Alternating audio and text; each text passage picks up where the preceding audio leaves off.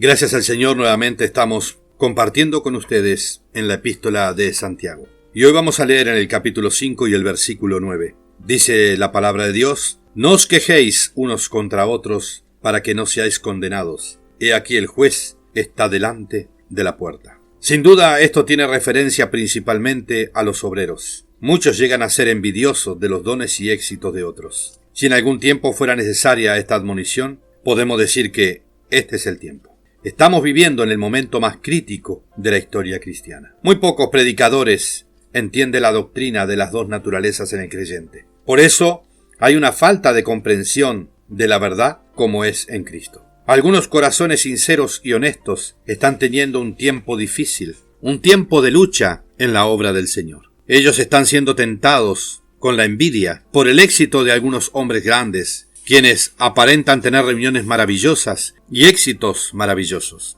Santiago consuela a estos soldados sinceros diciéndoles: no se rindan a la envidia, hermanos. Dios es el juez. Él está de pie en la puerta. Gracias a Dios, Él sabe quién es quién. Él conoce lo que cada uno está haciendo y el motivo que le impulsa a hacerlo. Él pesa nuestras obras, no en la balanza del razonamiento humano, sino en la balanza de la verdad divina. El juez justo recompensará al obrero en aquel día según sus obras. Tomad como ejemplo de aflicción y de paciencia a los profetas que hablaron en nombre del Señor. Versículo 10. Sí, ellos tuvieron tiempos desalentadores. Sus mensajes no fueron aceptados. Ellos sufrieron privaciones, burlas, prisiones y muchas veces muerte. ¿Qué grandes reuniones condujeron ellos alguna vez? Leemos de la escuela de los profetas, Segunda de Reyes, capítulo 2, versos 5 al 7, quienes debían tener el mensaje de Dios, ya la declaración de su voluntad. Pero me permito decir algo que está recordado a su favor. Elías viajó a pie, llevó una vida solitaria y era buscado por un rey religioso. Sin embargo, él es uno a quien el Espíritu Santo honra con el testimonio que era el hombre de Dios, quien obró grandes y maravillosas cosas. Eliseo, a quien los profetas también ridiculizaron, y quien vivió en una sola pieza con muebles simples, nunca fue popular. Sin embargo, la crónica divina le da los honores más altos. Gracias a Dios, Él sabe quién es quién. Y Santiago cita a Job como un ejemplo de la paciencia bajo las pruebas más severas y el fin del Señor en su favor. No hay nada grande y maravilloso relatado de Job, excepto que él era un hombre justo. Ezequiel capítulo 14, verso 20. Y paciente, declara también.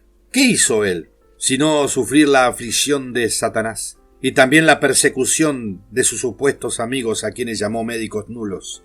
Job 13, 4. Y consoladores molestos, capítulo 16, verso 2. Sin embargo, Dios da testimonio que era aquel varón más grande que todos los orientales. Job 1.3. Elifaz era un filósofo religioso. Bildad, el tradicionalista. Y Sofar, el legalista. Con un consentimiento unánime, resistieron a Job. Se sentaron en juicio contra él, cuando debieron haberle aliviado y confortado y orado por él. Dios hizo que los tres críticos vinieran a doblarse delante de él y reconocerle. Dios aceptó su oración de intercesión en favor de ellos. Dios le dio hijos en lugar de los que perdió y dobló sus riquezas y añadió 40 años a su vida. Aquel fue el fin del Señor para Job. Pues el Señor es muy misericordioso y compasivo, declara verso 11. Tal es el consuelo inesperado que el Espíritu Santo mueve a Santiago a escribir a los santos verdaderos de este tiempo del fin.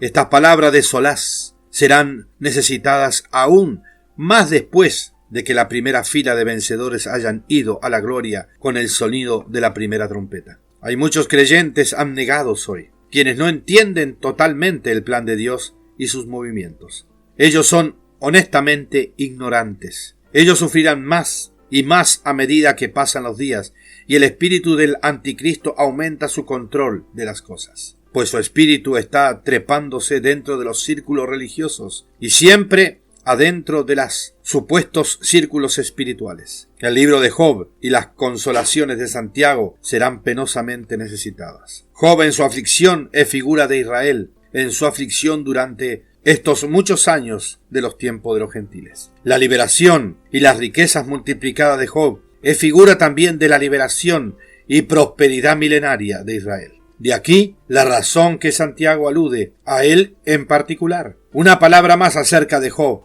y Elías. Ambos fueron hombres de gran fe, pero en dos maneras diferentes. Job tenía fe para ser paciente bajo la gran prueba. La palabra fe o fiel no está mencionada ni una sola vez en su libro. Creer está mencionada 5 veces. Su fe en Dios estaba escondida, sin embargo, estaba presente. Aprendemos en Romanos capítulo 5, verso 1 al 4, que la paz es el resultado de la justificación por fe, pero tribulación une aquella fe con la paciencia.